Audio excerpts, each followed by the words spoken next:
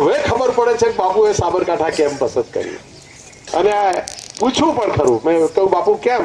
તો કે જગદીશ, આખા ગુજરાતમાં અંતરિયાળ વિસ્તારોમાં જે વિકાસ થવો જોઈએ એ વિકાસના ફળ આ સાબરકાંઠાની જનતાને મળ્યા નથી, એટલે કંઈક આપણાથી ત્યાં સારું થાય એટલા માટે આ બાજુ લમણો રાખ્યો છે. આપણી ચિંતા, આપણી પોતાની ચિંતા. મારે તો આ ગાંધીનગર વાળો ભાઈબંધ બોલે છે એટલે ચોખવટ કરવા નીકળ્યો છું. આ એમ કે છે કે હું 10 લાખ યુવાનોને દર વર્ષે નોકરી આલું છું. કેટલા ગામ આવ્યા હશે અહીંયા? 2-4 ગામ હાજર હશે ઇન્દ્ર વિજયસિંહજી? 10 ગામ હાજર છે. તમારા 10 ગામના આગેવાનો બેઠા છો.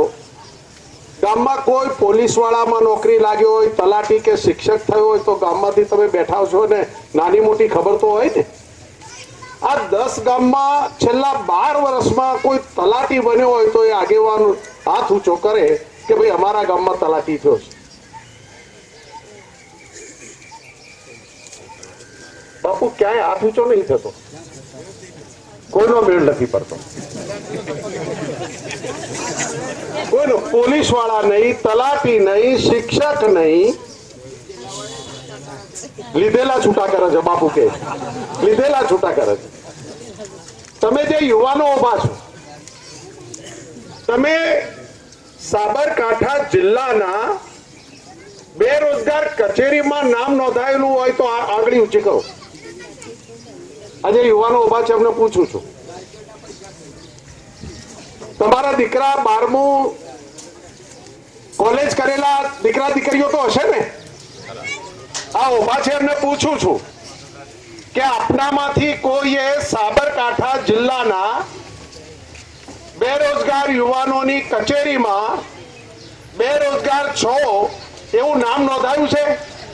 નામ નોંધવાનું છોડી દીધું. ના, એટલે બધા નોકરી ધંધા વાળા છો.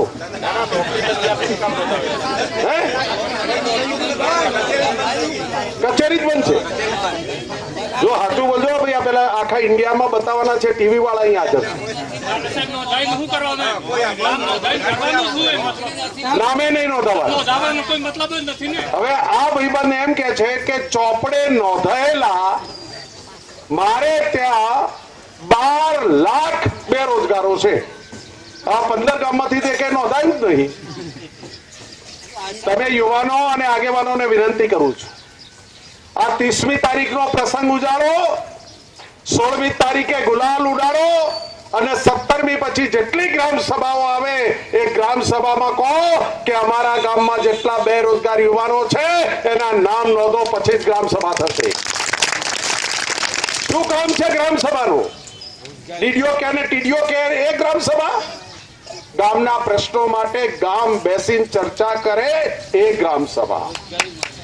અને એક ગામમાં નોંધાય, ખાલી ભણેલા નહીં, અભણ હોય અને એને નોકરી ધંધો ના હોય તો અભણ અને ભણેલા ગ્રામ સભામાં નોંધણી થાય અને એનો આંકડો આવે ત્યારે આ ગાંધીનગર વાળા ભાઈબંધને ખબર પડે કે 70 લાખ યુવાનો બેરોજગાર છે.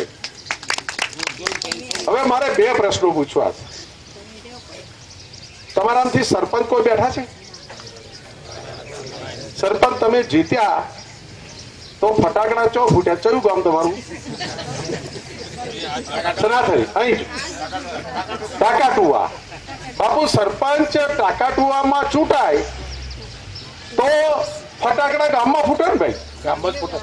હિંમતનગરમાં ફૂટે? બરાબર જવાબ આપજો ભાઈ. હિંમતનગરમાં વડોદરામાં બાપા ફૂટે? ના ફૂટે. બહુ તો અમારે સરપંચની હારીમ ફૂટે કે મહારમાં ફૂટે કે જમાઈ કે ભોણો સરપંચ થયા, આવું હોય ને.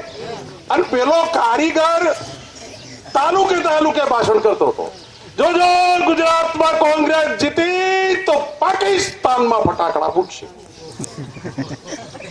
મારું બેટું તમે સાચું બોલ્યું, અમારા ભૂકા બોલાવી દીધા. આ સરપંચના ફટાકડા જો હિંમતનગરમાં ના ફૂટતા હોય તો જોશિયારા સાહેબ જીત્યા તો ભિલોડામાં ફટાકડા ફૂટે, વડોદરામાં રાજકોટમાં ફટાકડા ફૂટે. તાર પાકિસ્તાન તો કેટલું આગું છે. પાકિસ્તાનને આ ધારાસભ્ય કોઈ લેવા દેવા છે? કે કઈ તો સમજીને બોલો. મારે દહેગામમાં આયા ભાઈઓ બહેનો, હવે તો મારી સરકારનો વારો. જે દહેગામ મારું બટાકા પકવે છે એ બટાકા પકાવતા દહેગામમાં આ વખતની બટાકાની સિઝનમાં જોજો તમે બટાકું ખેતરમાંથી લેશો, તમારા ખેતરમાં મશીન મુકાશે, આ બાજુથી બટાકું નીકળ્યું નહીં, પેલી બાજુ વેફરનું પેકિંગ થઈ અને રૂપિયાઓમાં વેચાશે. હું ગામે ગામ ફર્યો એટલે આવું ના થાય કે ના મારું બેટું થાય હો. અને પરાણે 1900 માંથી જીત્યો મહેસાણામાં. ભાઈઓ બહેનો, અમારી સરકારનો વારો.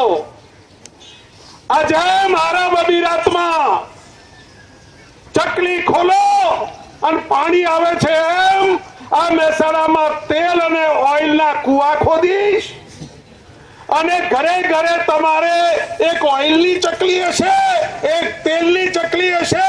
જેમ દૂધ ભરવાના વારા ભરો છો એમ ડોલચું લઈને ઓઇલ અને તેલ લઈને જજો અને ડોલર કમાતા કરી જઈશ. મીટિંગમાંથી કોઈક આવે, બેટું શું બોલ્યા ભાષણમાં? મારું બેટું જગદીશભાઈ, તમને કોંગ્રેસ વાળાને ગળ નહીં ઉતરતું પણ આ તેલની ઓઇલની ચકરીઓ મેલે એવો મરદ માણસ લાગે છે.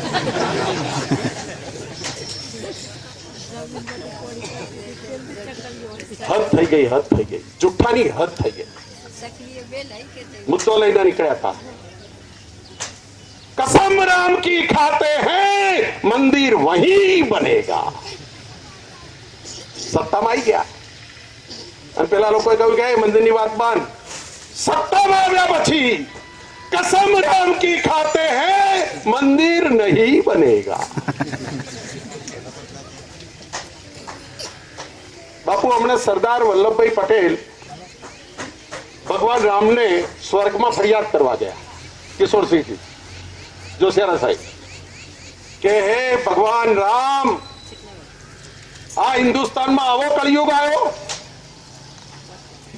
આ દેશના રજવાડાઓને મેં એક કર્યા, હિન્દુસ્તાનને ભેગું કર્યું અને આ હિન્દુસ્તાન ભેગું કર્યા પછી આજે મારા નામથી ગુજરાતનો મુખ્યમંત્રી ભંગાર ઉઘરાવે છે, લોખંડ ઉઘરાવે છે આખા દેશમાં.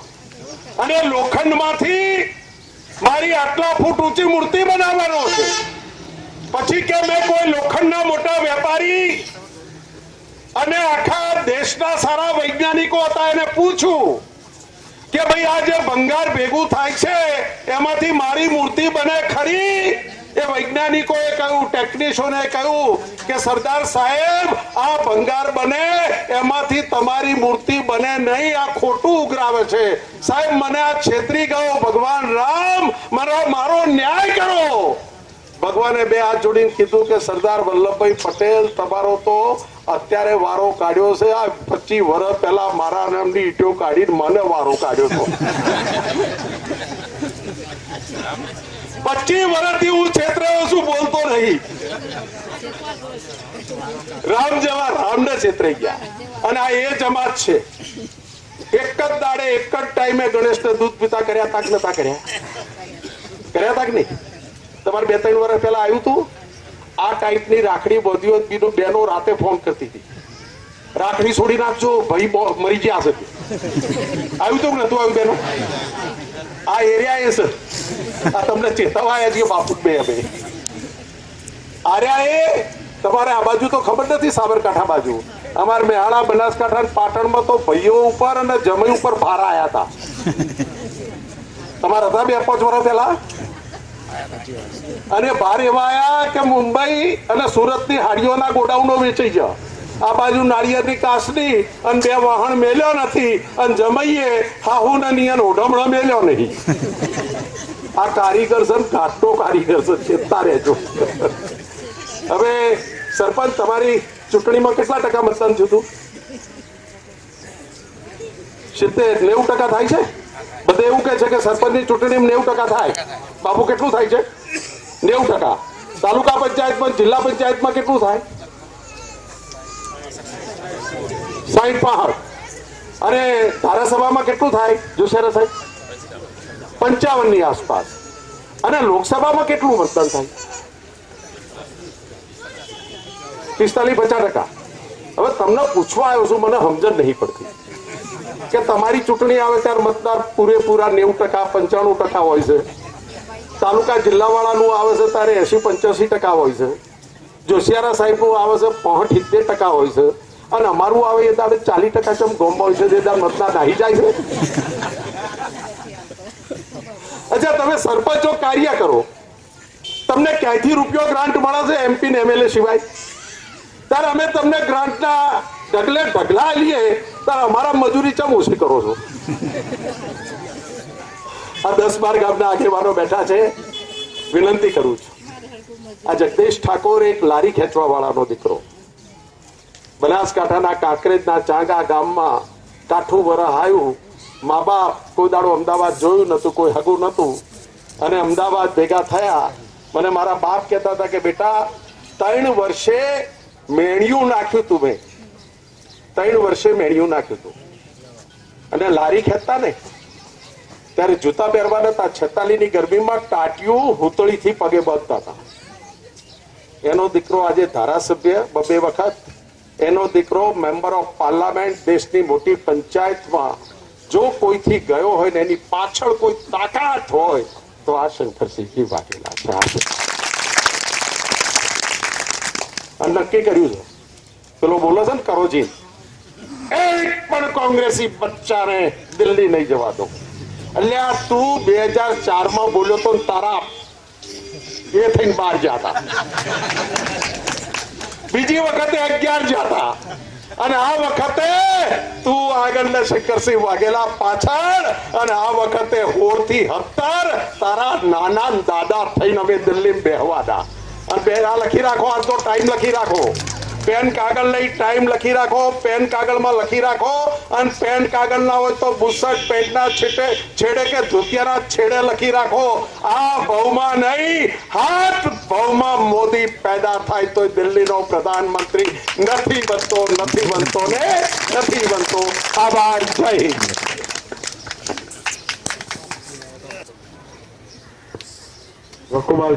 વકુબાલજી જરા સુગંધ કરાવો.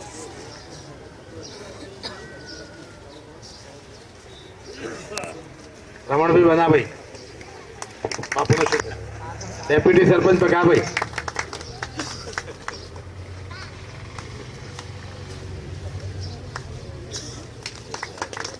હા, હવે આપણા